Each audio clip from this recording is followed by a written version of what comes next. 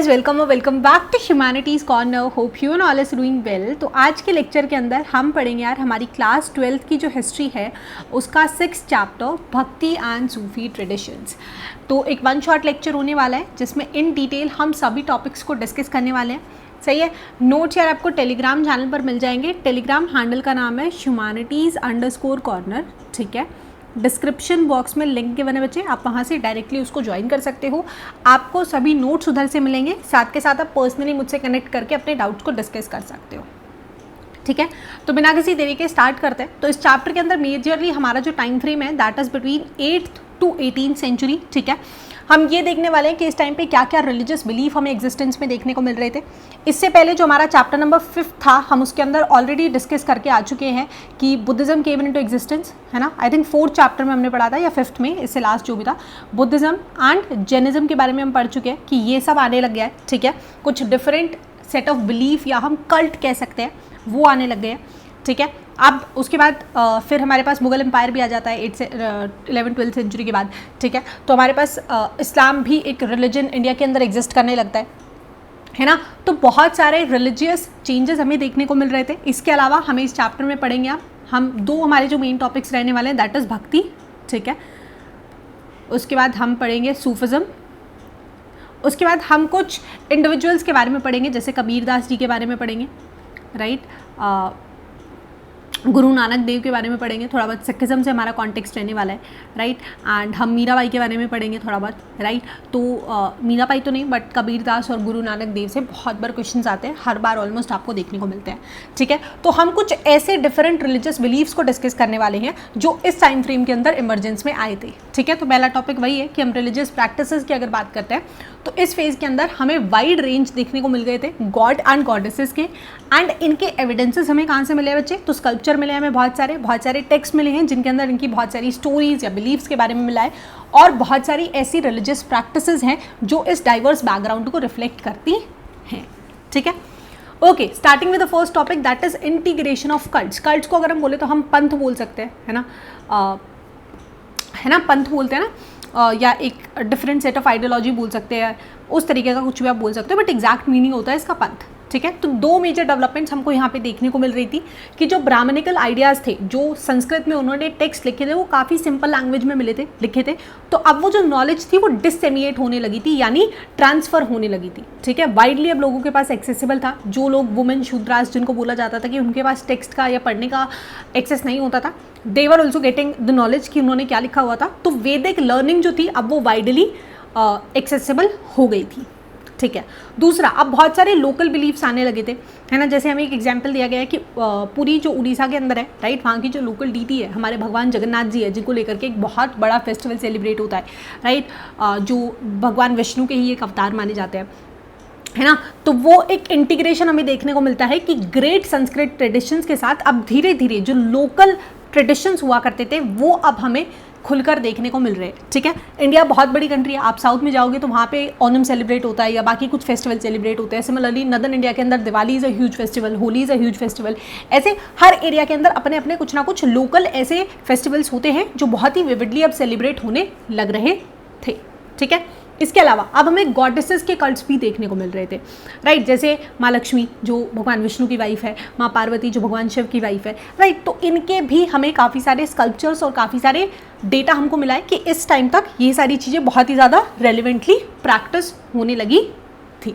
ठीक है, अब इसके अलावा तांत्रिक प्रैक्टिसेस भी बहुत ज़्यादा वाइडली होने लगी थी। अब ये भी वाइड स्प्रेड थी, सबके लिए ओपन थी regardless of caste and class. ठीक है, तांत्रिक जो प्रैक्टिसेस थे यूजुअली वो वैदिक अथॉरिटी को डिसरिगार्ड करते थे, उसको क्रिटिसाइज करते थे, नहीं मानते थे। सही है, तो अब हमें बहुत सारे रिलीजियस ट्रेडिशंस देखने को मिल रहे हैं कि बहुत डिफरेंट तरीके के कस्टम्स आ गए हैं, ट्रेडिशंस आ गए हैं, आइडियोलॉजी आ गई है, लोग अलग अलग चीज़ों को फॉलो कर रहे हैं। अभी हम आगे डिस्कस करने वाले हैं। तो हमें बहुत सारे डिफरेंसेस देखने को मिलते हैं बिटवीन द रिलीजन, है ना, बुद्धिज्म जैनिज्म के अंदर या विद इन हिंदुइज्म के अंदर अगर हम बात करते हैं। सिमिलरली जब इस्लाम आया तो इस्लाम के अंदर भी शिया सुन्नी वाला एक डिवीजन हमको देखने को मिलता है ना। तो बहुत ही विविड डिफरेंसेस और कन्फ्लिक्ट्स हमें देखने को मिलते हैं, और इसी बीच आता है हमारे पास भक्ति ट्रेडिशन। भक्ति से मतलब क्या है? भक्ति से मतलब है कि आप डिवोशनली वर्शिप कर रहे हो, है ना, आप किसी भी एक डीटी के प्रति समर्पित हो रहे हो, उसकी भक्ति कर रहे हो बाय सिंगिंग या फिर उसका नाम चैंट कर रहे हो, राइट। किसी भी एक पर्टिकुलर सेक्ट को, कुछ लोग भगवान विष्णु की पूजा करते हुए देखने को मिलेंगे हमें, कुछ लोग शिव भगवान की पूजा करते हुए देखने को मिलेंगे, राइट। तो बेसिकली अब ये जो वर्शिप होती थी ये टेम्पल रिचुअल से लेकर के स्कास्टिक डिवोशन तक होती थी। मतलब कुछ लोग होते थे जो अपनी पूरी लाइफ को भक्ति के ऊपर डिवोट कर देते थे।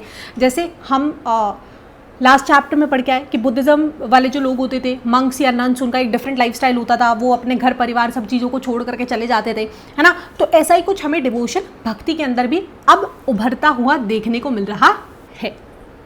सही है, भक्ति आ गया। अच्छा, अब हिंदुइज्म में भी बहुत सारे एवोल्यूशंस हमको देखने को मिल रहे हैं कि पहले जहाँ पे वैदिक डीटीज़ को पूजा जाता था, अग्नि, इंद्र या सोम, अब हमारे पास सेंट्रल जो डीटीज़ है दे आर विष्णु, शिव, है ना, और बहुत सारी हमारी जो गॉडेसेस हैं, राइट, वो अब प्रोमिनेंट हो गई है, राइट। ऑल तो ऐसा नहीं था कि वेदास की इंपॉर्टेंस कम हो गई, अब पुरानास के अंदर जो चीज़ें लिखी हुई थी तो पुरानास ज़्यादातर एग्जिस्टेंस में आने लग जाता है and people started worshipping God Vishnu या फिर भगवान शिव, ठीक है। तो इंटरनल कॉन्फ्लिक्ट्स हमको देखने को मिलती थी। कुछ लोग ऐसे थे जो अभी भी वैदिक रिचुअल्स को ही फॉलो करते थे, स्ट्रिक्टली उन्हीं कस्टम्स और ट्रेडिशंस को चलते आ रहे थे। कुछ लोग ऐसे थे जो अब नई प्रैक्टिसेस को फॉलो कर रहे थे या डाइवर्स प्रैक्टिसेस को फॉलो कर रहे थे। तांत्रिक प्रैक्टिस या तांत्रिक वर्शिप भी अब एक बहुत बड़ा जरिया उभर करके आ रहा था, भक्ति एक तरफ हो रही है, राइट। तो बहुत सारे डिफरेंसेस हमें देखने को मिलते हैं, राइट। तो ये हमारे चैप्टर का गेस्ट था, इसमें ऐसा कुछ भी नहीं पढ़ना है, इसमें हमें ये देखना है कि बहुत सारे कल्ट्स आ गए थे, डिफरेंट लोग डिफरेंट तरीके के लाइफस्टाइल को फॉलो कर रहे थे, अलग अलग डीटीज़ को वो पूजा कर रहे थे, राइट। तो ये सब चीज़ें आ गई थी। ओके, अब आता है मेन टॉपिक, सेकेंड टॉपिक की तरफ चलते हैं, that is poems of prayer, early traditions of भक्ति, ठीक है।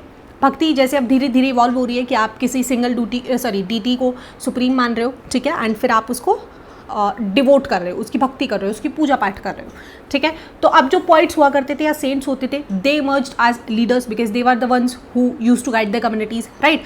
तो ये अब हमें इनकी एग्जिस्टेंस देखने को मिलती है कि इनकी एक अच्छी पोजीशन हो रही है सोसाइटी के अंदर, राइट। भक्ति के जो ट्रेडिशन थे वो बहुत डाइवर्स होते थे, है ना। आप आज भी भक्ति को अगर लेकर के देखो तो हर किसी का अपना एक ओपिनियन है, किसी के लिए भक्ति कुछ है तो किसी के लिए भक्ति कुछ है, राइट। सबका एक डिफरेंट मीनिंग है, राइट। तो बहुत डिफरेंट कैटेगरीज भी हमें भक्ति ट्रेडिशन के अंदर बनती हुई दिख रही थी। जैसे कुछ लोग होते थे सगुना भक्ति, यानी जो एट्रीब्यूट्स को वर्शिप करते थे, उनकी कुछ डीटीज़ को वर्शिप करते थे, जैसे भगवान शिव हो गया, भगवान विष्णु हो गए, उनके अवतार हो गए, या देवियों की वो पूजा करते थे जो ह्यूमन लाइक फॉर्म के अंदर उनको एट्रीब्यूट उस तरीके से वो उसको उनको देखते थे एंड उनको वर्शिप करते थे, ठीक है।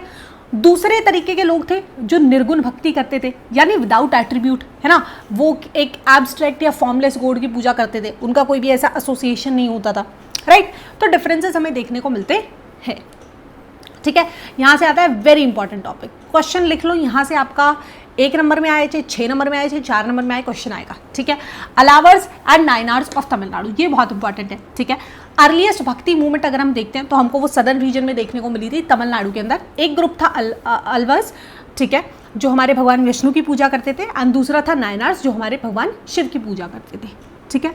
ये लोग क्या करते थे, ये all across the Tamil Nadu travel करते थे, है ना, हाइमेंस गाते थे। हाइमेंस का मतलब हो गया भजन हो गया, कुछ स्त्रोत हो गया, है ना, ये सब गाते हुए अपने अपने स्पेसिफिक डीटी की जगह जगह पर घूमते थे, राइट। अब क्या कर रखे थे इन्होंने, अबॉर्ड्स बना रखे थे। अबॉर्ड्स आप कह सकते हो, धाम कह सकते हो अबॉर्ड से, ठीक है, कि अपना जैसे हमने पढ़ लिया कि Alvars were the one who worshipped Vishnu, है ना, and Nayanars were the one who worshipped Shiva, right. तो इनके डिफरेंट इन्होंने श्राइन्स बना लिए थे, कुछ ऐसे धाम बना लिए थे ऑफ देयर चूजन डीटीज, ठीक है। एंड विद टाइम वहाँ पे बहुत सारा फिर लोग आते गए, जुड़ते गए, बहुत बड़े बड़े टेम्पल्स उन जगहों के ऊपर बन गए, ठीक है। अब टेम्पल्स धीरे धीरे पिलग्रिमेज सेंटर बन गए, लोग जगह जगह से आते थे जो इन बिलीव्स को या इन कल्ट्स को फॉलो करते थे, राइट। इन पॉइंट्स के साथ, सेंट्स के साथ यहाँ पर आकर के वो पूरा दिन नाम जपते थे, सिंगिंग होती थी, राइट। इनकी जो इमेजेस बहुत बड़ी बड़ी, अब हम देखेंगे after a point of time जो किंग्स थे उन्होंने बहुत पैसा लगाया, बहुत बड़े बड़े टेम्पल्स बनवाए, ब्रॉन्ज की इनकी तस्वीरें बनाई, मूर्तियाँ बनवाई, right. So they started worshipping them, right. तो अब ये सब एक इंटीग्रल पार्ट बन चुका था हमारे टेम्पल रिचुअल का। आए समझ में, कौन थे अलाइस एंड कौन थे अलवार्स एंड नायनार्स, ठीक है। ओके, अब एटीट्यूड टुवर्ड्स अगर हम कास्ट देखते हैं, so both of these groups have tried protesting against the caste system, ठीक है। उन्होंने ब्राह्मणास के डोमिनेंस के अगेंस्ट में आवाजें उठाई है, एटलीस्ट एक अटेम्प्ट किया था। So they were the one who disagreed with the caste system या कास्ट स्ट्रक्चर, अनटचेबिलिटी, इन सब चीज़ों को ये नहीं मानते थे, ठीक है। इसीलिए इनके जो भक्त होते थे वो हर बैकग्राउंड से होते थे, कुछ ब्राह्मण भी होते थे, आर्टिसंस भी होते थे, कल्टिवेटर्स भी हो सकते थे, अनटचेबल भी होते थे, कुछ किंग्स भी इनको बहुत अच्छे से मानते थे, इनको वर्शिप करते थे, राइट। तो ये सब चीज़ें हो गई है। ओके, अब क्या सिग्निफिकेंस है इनके कॉम्पोजिशन की? तो अगैन ये जो अलार्स है, नाइनार्स हैं, ये बहुत बड़े ग्रुप बन गए थे, बहुत लोग उनसे जुड़ गए थे, इनके बहुत सारे टेक्स्ट हमको मिले हैं, बहुत सारे इनके हाइमेंस, बहुत सारे इनका कुछ ना कुछ कंपाइलेटेड डेटा मिला है, ठीक है। तो इनका जो ट्रेडिशन है वो भी एक पॉइंट के बाद उतना ही इंपॉर्टेंट हो गया था जितने इंपॉर्टेंट हमारे वेद थे, ठीक है। फॉर एग्जाम्पल जो अलावर की जो हाइमेंस है उनको कंपाइल किया गया है नालियारा दिव्या प्रबंधम में, ठीक है, जिसको हम तमिल वेदा के नाम पे कहते हैं कि ये तमिल का वेद है, राइट। इसमें इनके सारे जो भी ट्रेडिशंस थे, इनका जो भी लाइफस्टाइल था, जो भी इनका कल्चर था, जो भी इनका बिलीफ था, वो सारी चीज़ें लिखी हुई है, ठीक है।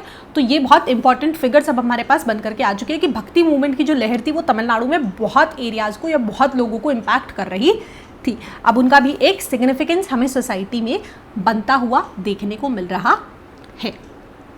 आया समझ में? ठीक है। जो इनके लीडर्स होते थे या जो इनके बड़े बड़े संत होते थे उनकी बहुत बड़ी बड़ी मूर्तियां बनवाई हैं राजा लोगों ने, आगे हम डिस्कस करेंगे, ठीक है। तो एक बहुत पावरफुल हम कह सकते हैं एक पॉइंट के बाद कि हाँ इनकी लोगों के ऊपर कुछ ना कुछ इन्फ्लुएंस रहती थी, इसीलिए किंग इनके साथ अच्छे रिलेशनशिप्स बना करके रखते थे, है ना। तो ये सब चीज़ें हो गई है।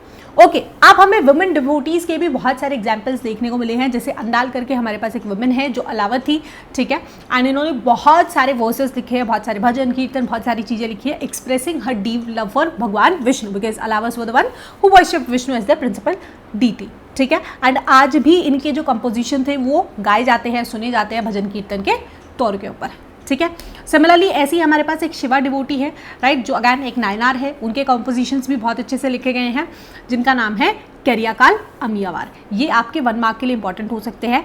और PYQ में एक क्वेश्चन भी आया था कि वुमेन्स का क्या रोल रहा है अगर हम नायनार्स या अलावर्स के मूवमेंट्स की बात करते हैं, भक्ति मूवमेंट की, तो आप लिख सकते हो कि हाँ उन्होंने भी काफ़ी अच्छा प्रीडोमिनेंटली रोल प्ले किया है and they use to be part of such cults as well, ठीक है, कि वुमेन के लिए भी ओपन थे ये सारे कल्ट्स या बिलीफ्स, जो भी आप इनको बोलना चाहिए। ओके, आगे चलते हैं relation with the state. State के साथ कैसे इनके ताल्लुक हुआ करते थे, ठीक है। तमिल रीजन के अंदर अगर हम बात करते हैं तो जब पल्लवाज या पांड्याज आ गए 6 to 19th सेंचुरी के मीनवाइल में, तो काफ़ी सारे रिलीजियस डायनेमिक शिफ्ट हमें ऑलरेडी देखने को मिल रहे हैं, है ना, कि भक्ति मूवमेंट बहुत ही तेज़ी से उभर करके आ रही है, राइट। अब जो बुद्धिज्म जैनिज्म थे उनको ज़्यादातर मर्चेंट या आर्टिसन कम्युनिटी सपोर्ट करती थी। ऑन द अदर हैंड अब हम देखते हैं क्योंकि भक्ति एक बहुत बड़ा मूवमेंट बन चुका है स्पेशली साउथ के अंदर, ठीक है, इनके जो लीडर्स हैं इनकी बहुत इन्फ्लुएंस है, तो जो राजा लोग थे वो अभी भी ब्राह्मण्स को, क्योंकि ब्राह्मण्स के साथ उनका अच्छा अब जैसे राज्य है, ठीक है, राज्य के अंदर जो भी इंपॉर्टेंट डिसीजंस होते हैं, कुछ भी होता है, उसके अंदर ब्राह्मण्स की एक बहुत बड़ी टेक होती है, बहुत बड़ी से होती है, ठीक है। तो राजा ना तो ब्राह्मण के अगेंस्ट जा सकता है और ना ही अब इन भक्ति ट्रेडिशंस के अगेंस्ट जा सकता है, बिकॉज इन लोगों के पॉलिटिकल इन्फ्लुएंस भी बहुत ज़्यादा होती थी, ठीक है। तो राजा जो है वो इनको फेवर कर रहे हैं।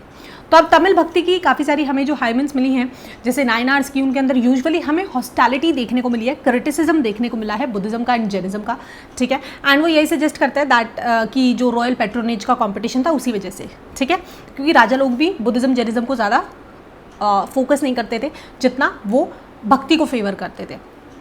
ओके, अब नेक्स्ट पॉइंट है चोला पैट्रोनेज। तो चोला जो रूलर्स आए they came from 9 to 13 centuries after Pandyas and Pallavas, ठीक है। अब ये भी अगैन वही उसी फिलोसफी के ऊपर चलता है कि ब्राह्मण्स को सपोर्ट करते हैं, भक्ति ट्रेडिशंस को सपोर्ट करते हैं, बहुत बड़े बड़े विशाल उन्होंने टेम्पल्स बनवाए भगवान विष्णु के, शिव के, जिसके अंदर ब्रॉन्ज के स्कल्पचर्स उन्होंने ला करके लगवाए हैं, राइट। तो काफ़ी अच्छा खासा इन्होंने सपोर्ट किया है इन मूवमेंट्स को। ओके, आगे चलते हैं। नेक्स्ट है रेवरेंस एंड इन्फ्लुएंस।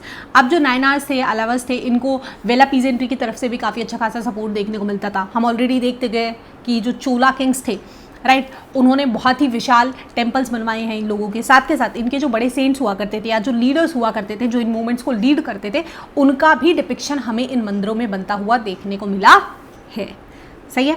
इसके अलावा इनकी जो भी हाइमेंस होती थी, राइट, उनको भी ऑर्गेनाइज करा करके इन्होंने टेम्पल कलेक्शंस के अंदर कंपाइल करवाया है, जिसको तेवरम कहा जाता है, ठीक है। ओके, तो यही था कि जो इंस्क्रिप्शनल एविडेंसेस हमको मिले। अब हमें कैसे पता ये सारी चीज़ें, तो हमें काफ़ी सारे इंस्क्रिप्शनल एविडेंसेस मिले हैं 945 CE से, ठीक है। जो चोला के रूलर थे प्रांगत्ता 1, उन्होंने मेटल की इमेजेस बनवाई थी, जो बड़े साधु संत हुआ करते थे, जिनमें नाम दिया गया है अपार, संबंदार एंड सुंदरार, ठीक है, शिव के टेम्पल के अंदर। की शिव टेम्पल या विष्णु टेम्पल्स तो ये बनवा ही रहे हैं, साथ के साथ जो इन्फ्लुएंशियल आपके सेंट्स हैं या पॉइंट्स हैं, उनका भी कुछ ना कुछ एट्रीब्यूट वो टेम्पल्स के अंदर लगवा रहे थे। सही है।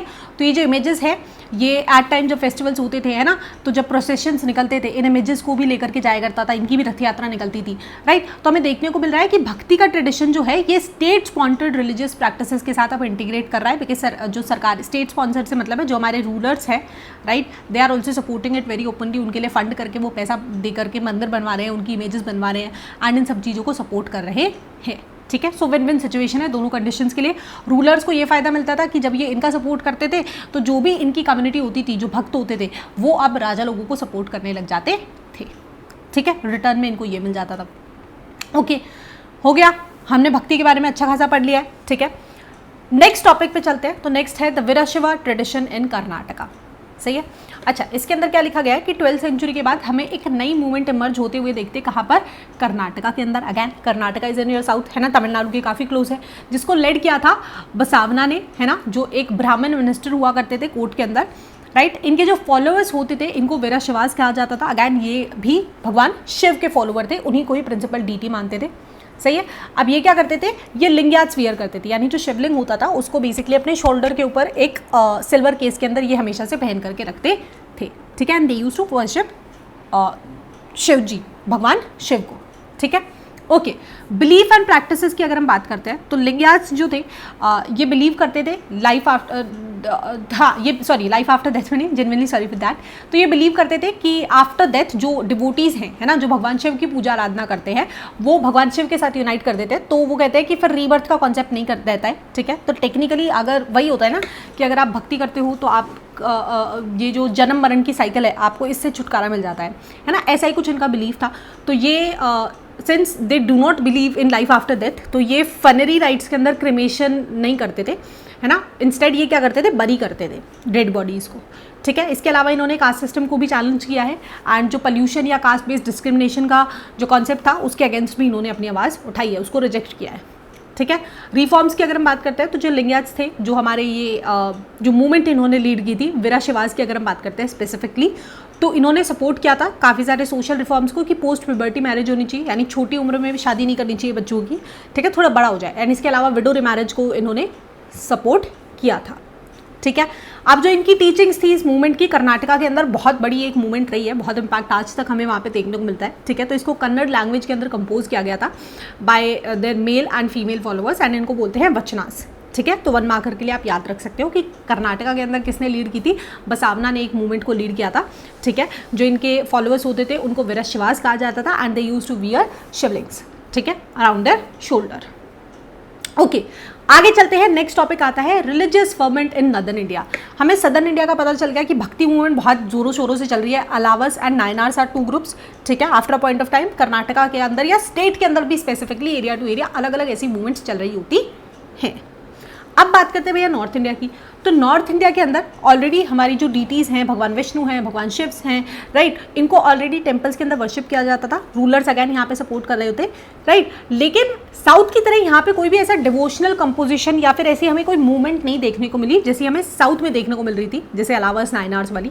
ठीक है। इसके 2 रीजन थे। पहला तो यही था कि जो राजपूत थे they use to rely on Brahmins. ठीक है। क्योंकि ब्राह्मण्स का एक मेजर रोल होता था उनके एडमिनिस्ट्रेटिव स्ट्रक्चर के अंदर। ठीक है। तो वो डायरेक्टली ब्राह्मण्स के अगेंस्ट में नहीं जा सकते, है ना। अब जो भक्ति मूवमेंट की अगर हम बात करते हैं, सो ये कहीं ना कहीं कास्ट सिस्टम को क्रिटिसाइज करती थी, ब्राह्मण की डोमिनेंस को क्रिटिसाइज करती थी, राइट। सो अब ये जो रूलर्स थे यहाँ के, ये ब्राह्मण्स के अगेंस्ट नहीं जा सकते, इसीलिए भक्ति हमें यहाँ ज़्यादा देखने को नहीं मिली एंड ना ही ज़्यादातर रूलर्स यहाँ पे सपोर्ट कर रहे थे, अनलाइक जो हमें सदर्न इंडिया के अंदर काफ़ी हद तक देखने को मिला था। ऑल्टरनेट रिलीजियस लीडर्स हमारे यहाँ पर उभर करके आ रहे थे, जैसे कि नाथ हो गए, जोगीज हो गए, सिद्धार्थ हो गए, राइट। ये आर्टिस्ट बैकग्राउंड के लोग होते थे, है ना। एंड कुछ जैसे जोगीज या होते थे, ये अपना कुछ ना कुछ कंपोज कर लेते थे, भजन बना लेते थे, कुछ गाते बजाते थे, राइट। लेकिन उनको ज़्यादा सपोर्ट नहीं मिला रूलिंग एलाइट्स की तरफ से।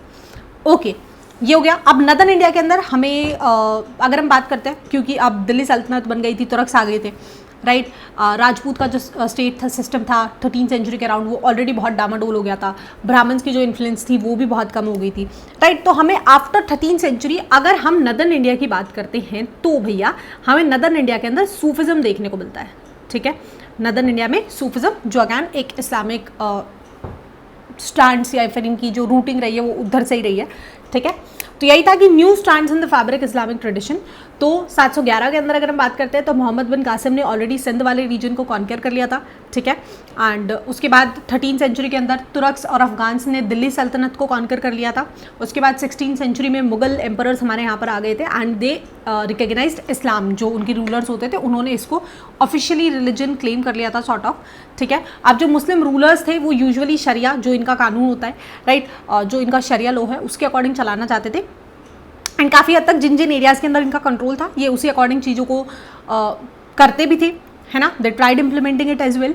लेकिन इंडिया के अंदर अगर हम बात करें, because everybody doesn't follow Islam, ठीक है, एंड तो यहाँ पे जिमी का कॉन्सेप्ट होता था। जिमी यानी जो नॉन इस्लामिक या नॉन मुस्लिम लोग हैं, जिसमें आपके हिंदू हो गए, सिख हो गए, क्रिश्चियंस हो गए, जैनिज्म हो गए, बुद्धिस्ट हो गए, राइट, उनको एक टैक्स देना पड़ता था जिसका नाम था जजिया, एक्सचेंज में, ठीक है, प्रोटेक्शन को लेकर के। सो मतलब काफ़ी कॉन्ट्राडिक्टरी है कि आपको अपनी ही ज़मीन के ऊपर रहने के लिए आपको टैक्स देना पड़ रहा है जस्ट बिकॉज कि आप किसी बाहर से आए हुए रिलीजन को नहीं फॉलो कर रहे हो, ठीक है। सो ये हो गया कि इनको जजिया नाम का एक टैक्स देना पड़ता था रूलर्स को, जो भी नॉन मुस्लिम पॉपुलेशन होती थी, ठीक है। ओके, अब लिखा गया है कि रूलर्स काफ़ी बार फ्लेक्सिबल पॉलिसीज़ को भी अडॉप्ट करते थे टुवर्ड्स नॉन मुस्लिम, ठीक है, जैसे लैंड ग्रांट दे देते थे या टैक्स के अंदर कुछ एग्जेम्पशंस छुटकारा दे देते थे टू हिंदू, जैना, क्रिश्चियंस, ज्यूइश एट्सेट्रा, ठीक है। अब जो मुगल रूलर्स थे अकबर एंड औरंगजेब, उन्होंने काफ़ी हद तक इस अप्रोच को अपनाया था, ठीक है। आगे देखते हैं, नेक्स्ट टॉपिक आता है। तो हमने देख लिया कि ओके इस्लाम एग्जिस्टेंस में आ गया है, काफ़ी हद तक इसकी इन्फ्लुएंस हमें बढ़ती हुई देखने को मिल रही है, पॉलिटिकल टर्म्स के ऊपर, सोसाइटल टर्म्स के ऊपर, रिलीजियस टर्म्स के ऊपर काफ़ी हद तक ये कंट्रोल कर पा रहे हैं इंडियन सब कॉन्टिनेंट को, स्पेशली नदर्न इंडिया को, ठीक है। बिकॉज साउथ के अंदर तो स्टिल अभी भी काफ़ी सारे रूलर्स एग्जिस्ट करते थे एंड मुगल्स इतना साउथ में गए भी नहीं है, मेजर जो उनका रूलिंग एरिया था दैट वाज नॉर्थ ओनली, ठीक है। तो वही था कि जो इस्लाम आ गया था, बहुत लोग इस रिलीजन को फॉलो करने लगे थे, कुछ कन्वर्ट्स भी थे, बहुत पॉपुलेशन थी जो कन्वर्ट हो गई, राइट। तो इस्लाम की इन्फ्लुएंस हमारी रूलिंग एलाइट्स के बियॉन्ड एक्सटेंड करती थी, पीजेंट्स, आर्टिसंस, मर्चेंट्स, राइट। तो ये लिखा गया है हमको बुक में, तो हम पढ़ लेते हैं कि जो कन्वर्ट्स होते थे, जिन्होंने इस्लाम को कन्वर्ट किया, फोर्सफुली किया या अपनी इच्छा अनुसार किया, they were bound to follow the 5 pillars, ठीक है। पहला तो यही था कि उन्हें एक गॉड के अंदर बिलीव करना है, दूसरा उनकी जो डेली प्रेयर्स, नमाज होती है, नेक्स्ट आर्म्स गिविंग, जो भी ये भिक्षा देते हैं, ज़कत जिसको कहा जाता है, इसके अलावा रमज़ान में रोज़े एंड पिलग्रिमेज टू मक्का, हज, ये इनके 5 कोर आइडियल्स होते हैं अगर हम बोल सकते हैं, ठीक है। लेकिन हमें देखने को मिलता है कि लोकल प्रैक्टिसेस भी हैं या फिर सेक्टेरियन डिफरेंसेस भी है, यानी इस्लाम जो हम एक सेक्ट या एक कल्ट हम पढ़ रहे हैं उसके विद इन भी काफ़ी सारे सेक्ट्स बने हुए, जैसे शिया, सुन्नी, अहमदिया, राइट। सो ये भी इस्लामिक प्रैक्टिसेस को शेप करते थे। आगे हम देखेंगे बहुत से लोग आए विद इन इस्लामिक, जो मुस्लिम ही थे, जो शरिया को इतना स्ट्रिक्टली फॉलो नहीं करते थे। ऑन द अदर हैंड कुछ लोग थे जो शरिया के अकॉर्डिंग चलते थे, राइट। तो डिफरेंसेस हमें यहाँ पर भी देखने को मिले हैं, जैसे कि एग्जाम्पल दिया हुआ है कि खोजाज करके एक शिया ग्रुप हुआ करता था, उन्होंने जिनन को यूज़ किया था to spread their Islamic teaching. तो जिनन की अगर हम बात करते हैं तो ये बेसिकली पोइम्स थी, पंजाबी, मुल्तानी, सिंधी, हिंदी, गुजराती लैंग्वेज के अंदर कंपोज, ठीक है। तो केरला की अगर हम स्पेसिफिकली बात करते हैं तो वहाँ पे जो भी अरब मुस्लिम ट्रेडर्स थे उन्होंने भी लोकल लैंग्वेज का यूज़ किया, मलयालम का, राइट। तो अलग अलग जगह पे हमें अलग अलग इम्पैक्ट देखने को मिल रहा है कि जैसे अगर हम बात करते हैं नदर्न इंडिया पे वो सेम इम्पैक्ट नहीं था भक्ति मूवमेंट का जो सदर्न इंडिया में था। सिमिलरली जो इम्पैक्ट नदर्न इंडिया के अंदर इस्लामिक इन्फ्लुएंस का रहा वो सदर्न इंडिया के अंदर उतना नहीं था उस टाइम पे, ठीक है। तो जो ब्लेंडिंग था, यूनिवर्सल प्रिंसिपल्स, ऐसा नहीं था कि जो लिख दिया वही सब चीज़ें चल रही है, राइट। इस्लाम के अंदर भी हमें बहुत सारे डिफरेंसेस अगेन देखने को मिलते हैं, जैसे हम पढ़ के आए कि हिंदुइज्म में बहुत सारे डिफरेंसेस देखने को हमें मिल रहे थे, राइट। वेदा पुराण का एक हमें पॉइंट हम पढ़ के आए। सिमिलरली इस्लामिक प्रिंसिपल्स के अंदर भी बहुत सारे डिफरेंसेस हमको देखने को मिल रहे थे। What use to be constant, या जो एक चीज़ जो यूनिवर्सल थी, that was their mosque architecture. इसको आप याद रख लेना, एक मार्क में क्या पता आ जाए, ठीक है, कि जितनी भी इनकी जो मॉस्क थी, मस्जिदें थी, उसके अंदर 2 चीज़ें बहुत एसेंशियल थी। एक होता था मिरब, मिरब मतलब इनका एक साइड होता है जिस साइड में देख करके प्रेयर करते हैं, ठीक है। तो उस साइड में कोई वॉल बनी होती है उस डायरेक्शन की, उसको मिरब कहते हैं। एंड एक नेक्स्ट है मिनबार। मिनबार बेसिकली एक प्लेटफॉर्म होता है जहाँ पे इनके जो भी लीडर्स होते, सॉरी, जो भी इनके मेन हेड होते हैं वो बैठते हैं मस्जिद के अंदर। तो ये 2 प्रिंसिपल फीचर्स है, इसको याद रख लेना 1 नंबर के लिए, ठीक है। ओके, तो हमने देख लिया, अच्छा इस्लाम अब एग्जिस्टेंस में आ गया है, उसकी काफ़ी हद तक इन्फ्लुएंस हो गई है। कन्वर्ट्स को लेकर के क्या 5 उनके रूल रेगुलेशन है वो हम देख चुके हैं। तो अब नेक्स्ट टॉपिक आता है name for communities. Name for communities में कुछ भी नहीं है, इस टॉपिक में ये लिखा गया है कि हिंदू मुस्लिम ज़्यादा कॉमन यूज्ड टर्म होती भी नहीं थी, ठीक है, रिलीजियस टेबल।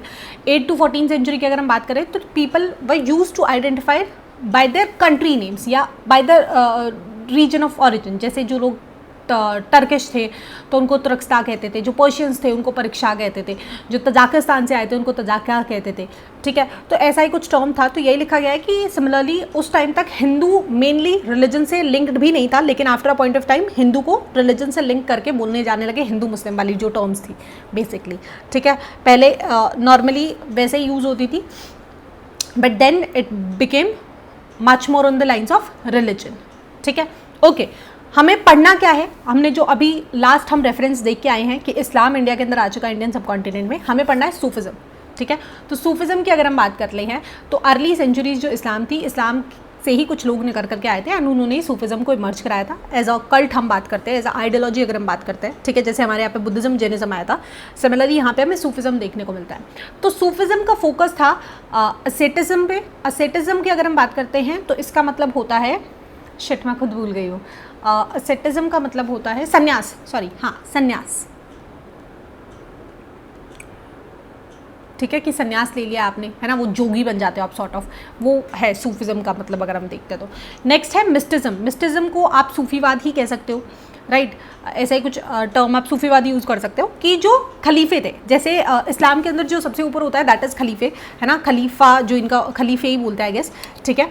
तो ये जो मेन इनका जो एक बिलीफ था ये उसके अगेंस्ट में थे, ठीक है। ये क्रिटिसाइज करते थे कि जिस तरीके से कुरान का इतना रिजिड इंटरप्रिटेशन किया हुआ है कि शरिया के अंदर जो लिख दिया आपको वही मानना है, राइट, उतना स्ट्रिक्टली नहीं होना चाहिए। वो चाहते कि हमको थोड़ा सा फ्लेक्सिबल होना चाहिए, इसीलिए इन्होंने सूफिज़म को बनाया जिसके अंदर थोड़ी फ्लेक्सिबिलिटी थी, है ना। इसमें एम्फेसिस था पर्सनल डिवोशन के ऊपर, है ना। इसमें ये नहीं था कि आप रिजिडली किसी को फोर्स करोगे कि आपको ऐसे ही करना है या आपको यही लाइफस्टाइल फॉलो करना है, राइट। सो यहाँ पे था कि आप पर्सनली किस तरीके से आप डिवोट होना चाहते हो, ठीक है, फॉर द गॉड, जो भी इनके गॉड माने जाते हैं, है ना, उसको लेकर के, राइट। तो यहाँ पे पर्सनल डिवोशन पे ज़्यादा फोकस था एंड ये चाहते थे कि इतना रिजिड इम्प्लीमेंटेशन नहीं होना चाहिए, थोड़ी फ्लेक्सिबिलिटी होनी चाहिए, ठीक है।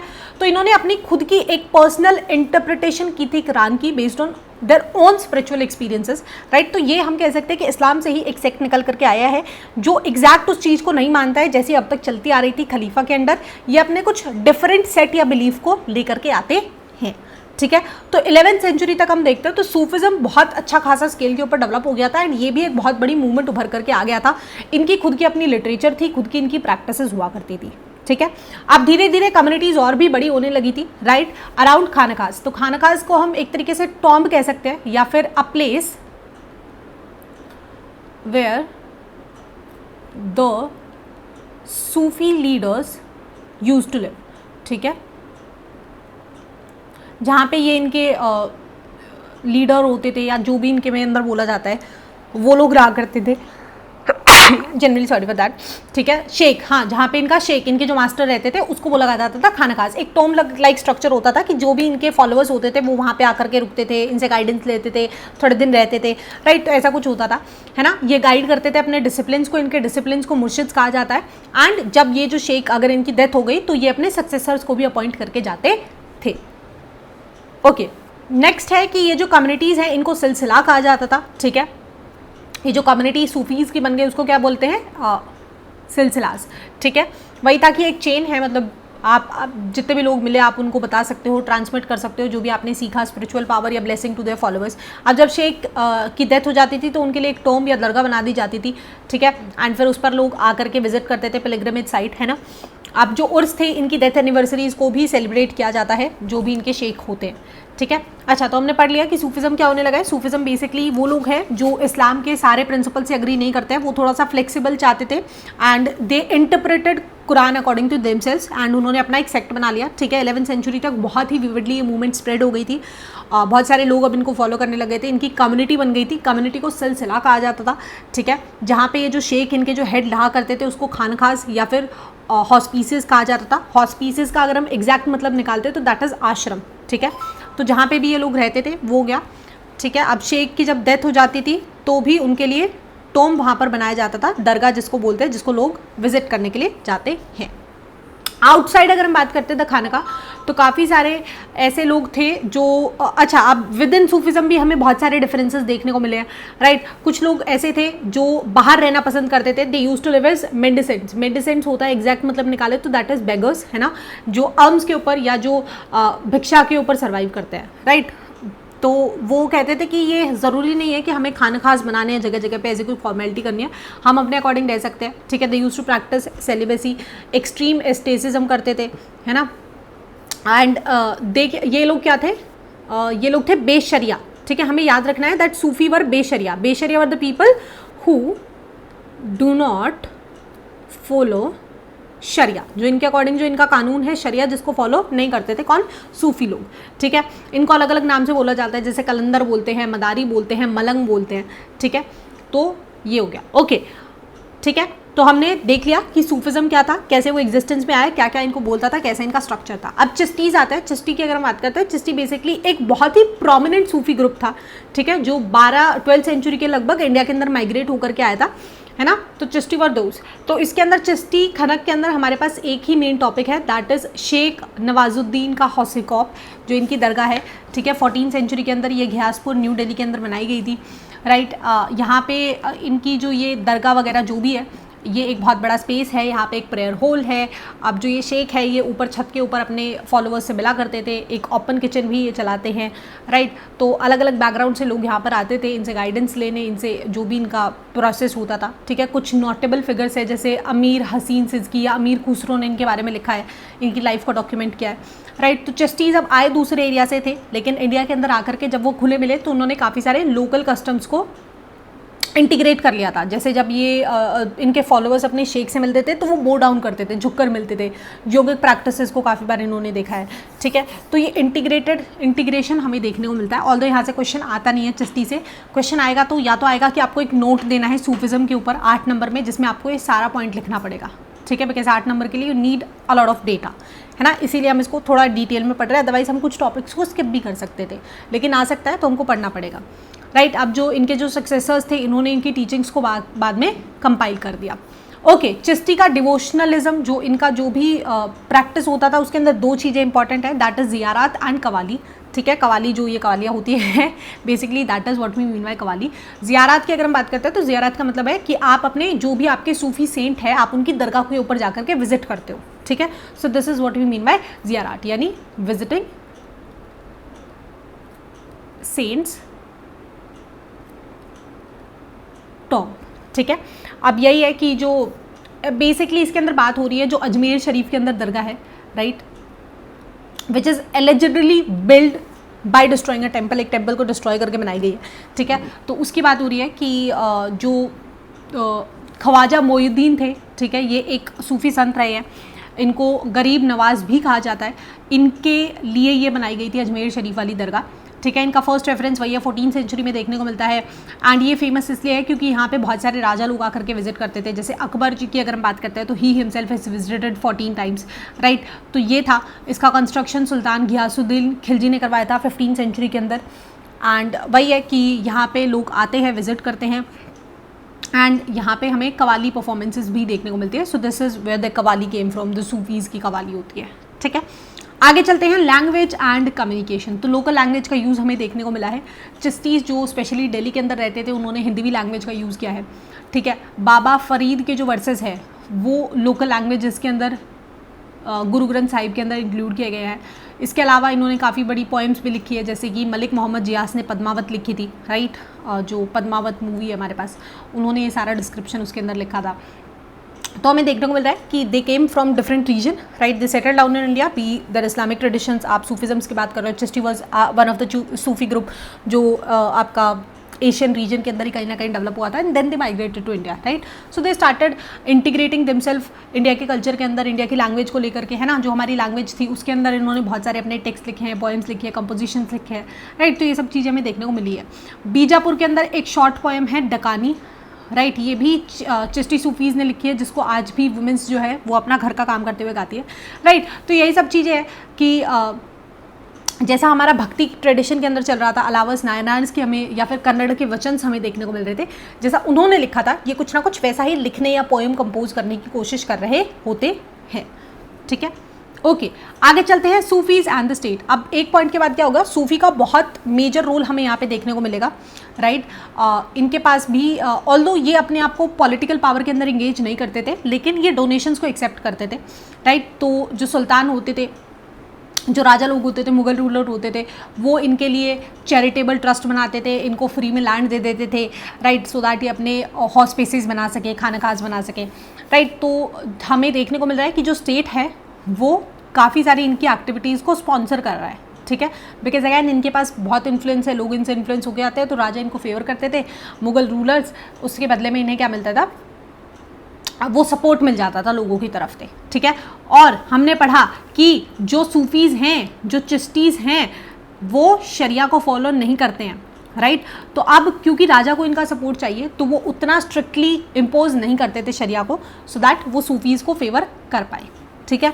ओवर टाइम टू कन्फ्लिक्ट्स भी चलती रही, हमने देख लिया कि राजा है जो चाहता है कि शरिया को बहुत ही रिजिडली इम्प्लीमेंट किया जाए, लेकिन सूफीज़ उसको सपोर्ट नहीं करते, तो क्लैश होती रहती थी, ठीक है। तो ये सब चीज़ें हमें देखने को मिले। इसके अलावा हमें ये भी देखने को मिलता है कि काफ़ी सारे जो राजा लोग होते थे, उनकी डेथ के बाद उनकी टॉम्स को भी इन सूफी श्राइन्स के पास बनाया जाता था। अगैन वही उनका कुछ रिलीजियस रीज़न है इसके बिहाइंड, कि उनका गॉड के अंदर कुछ ना कुछ ज़्यादा उनका कनेक्शन हो पाता था, ठीक है। तो हम पढ़ चुके हैं, अभी तक हमने पढ़ लिया भक्ति मूवमेंट के बारे में हम पढ़ चुके हैं, जिससे 8 नंबर में क्वेश्चन आता है, एंड सूफिज़म के बारे में हम पढ़ चुके हैं, जिससे अगैन 8 नंबर में क्वेश्चन आता है, ठीक है। ओके आगे चलते हैं। तो अब हम कुछ स्पेसिफिक इंडिविजुअल्स के बारे में पढ़ने वाले हैं, जैसे new divisional parts, dialogue and design in northern India की अगर हम बात करते हैं, तो हमारे पास यहाँ पे कबीरदास जी होते हैं, ठीक है। तो संत कबीरदास का जन्म 14वीं-15वीं शताब्दी के अंदर अराउंड हुआ था, सॉरी ये एक प्रोमिनेंट पोस्ट सेंट थे 14-15 सेंचुरी के अंदर, ठीक है। एंड इन्होंने काफ़ी सारी चीज़ें लिखी है, काफ़ी सारी राइटिंग्स लिखी है, हम क्लास 9-10 के अंदर कबीर जी के दोहे भी पढ़ते आए, राइट। तो कबीर जी की अगर हम बात करते हैं, सो इनके वर्सेस हमें काफ़ी डिफरेंट फॉर्म्स में देखने को मिले हैं, जैसे कबीर बिजाग करके इनका एक पूरा ग्रंथ है, कबीर ग्रंथावली है इनकी, आदि ग्रंथ साहिब में भी हमें इनके काफ़ी सारे टेक्स्ट या कंपाइलेशंस देखने को मिले हैं, ठीक है। अब इन्होंने यूजुअली जो पोएम लिखी है वो बहुत ही एक डिफरेंट सी लैंग्वेज में लिखी है, एक मिस्टिकल सी लैंग्वेज में लिखी है, जिसको संत भाषा कहा जाता है, सही है। अब कबीर जो है, अब इनको लेकर के एक डिबेट है कि वो हिंदू है या मुस्लिम है, राइट। तो काफ़ी लोग बोलते हैं इनका जन्म एक हिंदू फैमिली में हुआ था, लेकिन he was born and bought up raised by a Muslim weaver की फैमिली, ठीक है। तो काफ़ी अनसर्टेन है, तो डिबेट है इनको लेकर के, मल्टीपल रिलीजियस ग्रुप इनकी लेगेसी को क्लेम करते हुए देखने को मिलते हैं, ठीक है। तो सिमिलरली इनके जो वर्सेस होते थे उसमें ये इस्लामिक टर्म्स अल्लाह या खुदा का भी यूज़ करते थे। सिमिलरली जो हिंदू या वेदांतिक कॉन्सेप्ट्स है, निराकार है ना, ये कहते थे कि निराकार है, फॉर्मलेस जो गॉड है या ब्राह्मण्स है, उनका भी काफ़ी बार ये जिक्र करते थे। तो काफ़ी डाइसी है कि एक्चुअली में क्या थे, ये किस चीज़ को सपोर्ट करते थे, राइट। कहीं ना कहीं सूफिज्म से इन्होंने आइडियाज़ को थोड़ा बहुत इनकॉपरेट किया है, बट इनकी जो राइटिंग्स है वो आज तक हम पढ़ते आते हैं, ठीक है। And he still remain as a source of inspiration. उस टाइम पे इन्होंने इन सभी रिलीजियस प्रैक्टिसेस जो कुछ चल रहा था इंडिया में, बहुत सारी चीज़ें चल रही थी, अलग अलग सेक्ट्स आ रहे हैं, अलग अलग पंथ आ रहे हैं, कल्ट्स आ रहे हैं, अलग अलग तरीके के रिलीजन्स आ रहे हैं, राइट। कोई दूसरे एरिया से माइग्रेट करके आ रहा है ना, तो उन्होंने उन सब चीज़ों को चैलेंज करने की कोशिश की थी, राइट। जो भी एविल प्रैक्टिसेस थी स्पेसिफिकली उस टाइम पे, उस सब को इन्होंने चैलेंज करने की कोशिश की है, सही है।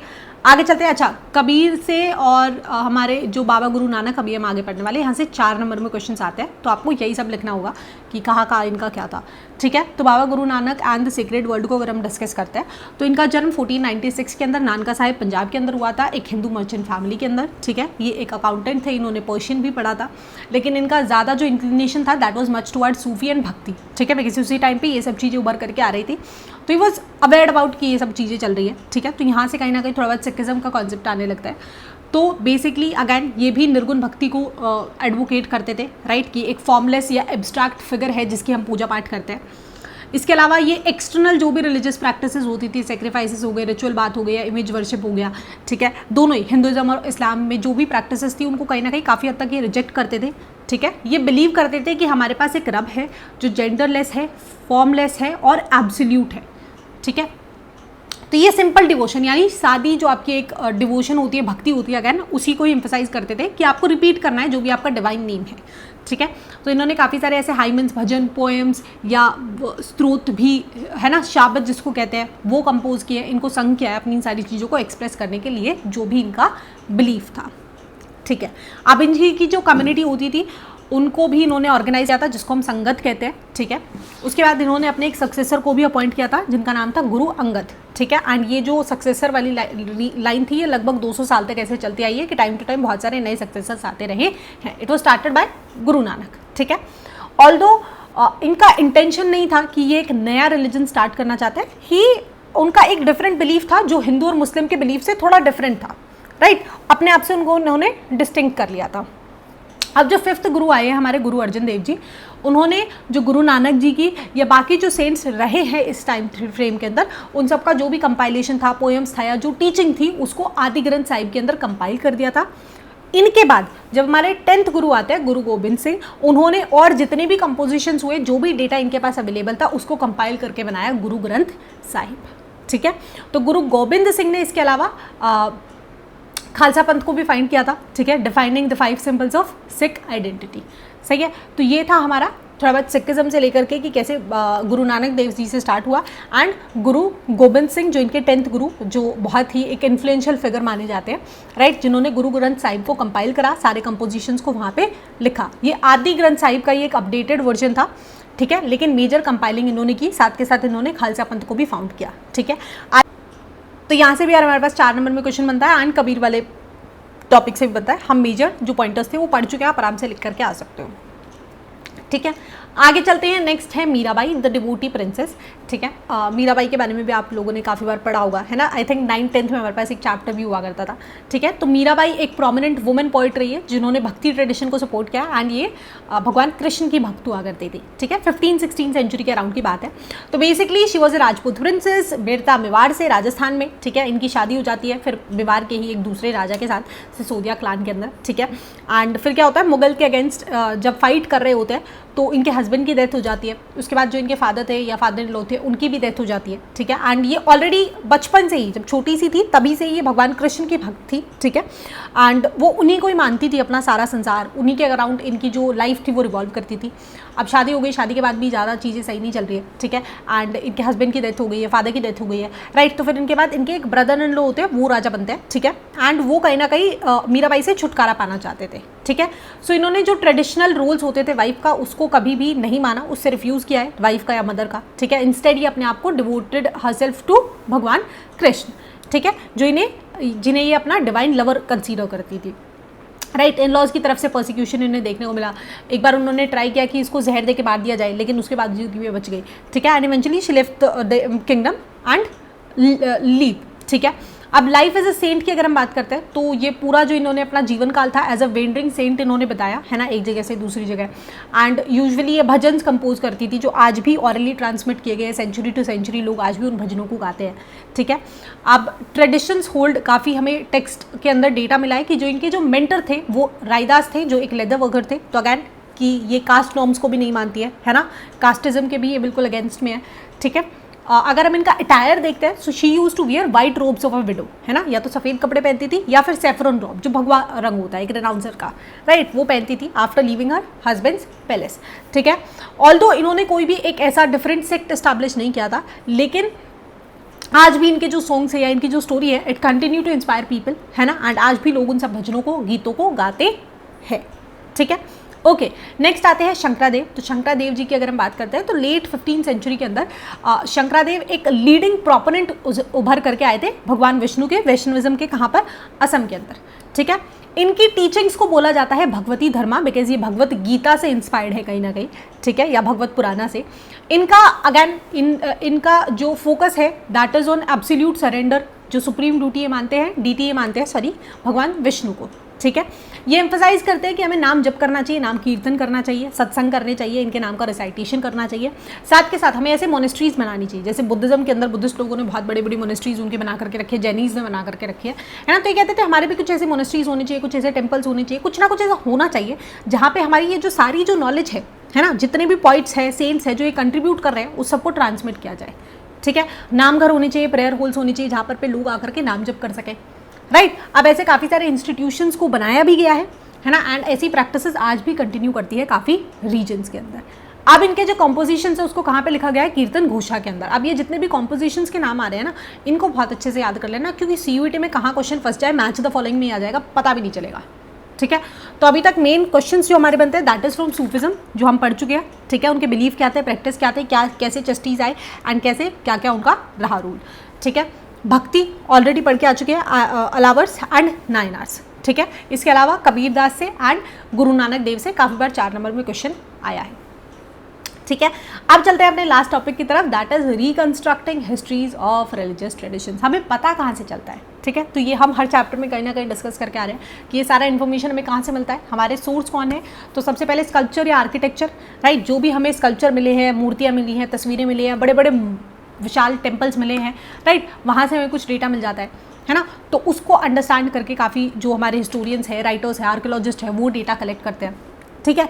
सेकेंड, टेक्सचुअल ट्रेडिशंस, है ना। अब बुद्धिज्म के, जैनिज्म के, सिमिलरली भक्ति मूवमेंट के हमने देख लिया, अलावर्स के अलग टेक्स्ट बने हुए हैं, नायनार्स के अलग टेक्स्ट बने हुए हैं, कबीर जी की अलग अलग ग्रंथावली बनी हुई है, गुरु नानक देव जी के हमारे पास पूरे ग्रंथ पड़े हुए हैं, राइट। तो यहाँ से हमें देखने को मिलता है इनके बारे में सारी चीज़ें हम समझ पाते हैं कि कैसे रहते थे, क्या इनका लाइफस्टाइल था, क्या इनका रूल रेगुलेशन था, क्या इनकी आइडियोलॉजी थी, राइट।